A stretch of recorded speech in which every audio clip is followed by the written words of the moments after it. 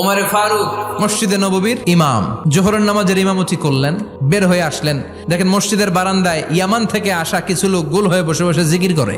উনি চলে গেলেন, আসরের সময় আবার ইমামতিতে আসলেন, আসরের সালাত পড়িয়ে চলে যাচ্ছেন, আবার দেখে গোল হয়ে জিকির করে ওই দল। এবার ওমরে ফারুক বললেন, আসসালামু আলাইকুম, তোমরা কারা? কয় নাহনু আল মুতাওয়াক্কিলুনা আলাল্লাহ, আমরা আল্লাহর উপর তাওয়াক্কুল করছি। তো তাওয়াক্কুল করে যে বসে আছো তোমাদের ফ্যামিলি নাই?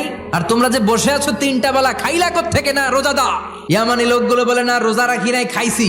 ওমর বলল বড় আল্লাহর ওলি খানা করতে আইছে। আমাদের জিকির আর বুজুর্গি দেখে আশেপাশের লোকজন খানা দিয়া গেছে। ওমরে ফারুক বলে তাইলে তো তোমরা মিথ্যাবাদী, তোমরা আল্লাহর উপর তাওয়াক্কুল করনি, তোমরা হচ্ছে একে অপরের উপর নির্ভরশীল। তোমরা জিকির করার তাকায় থাকো, বাটি আসে কোন দিক দিয়া? আল্লাহর উপর তাওয়াক্কুল এটা নয়, এখনই মসজিদ থেকে বের হয়ে যাও। এরপরে কোনোদিন নামাজের পর গোল হয়ে বসে থাকতে দেখলে পিটায়া মসজিদ থেকে তাড়াবো। এটা হচ্ছে ইসলামের বিধান। চিল্লা এখন ঠিক কিনা?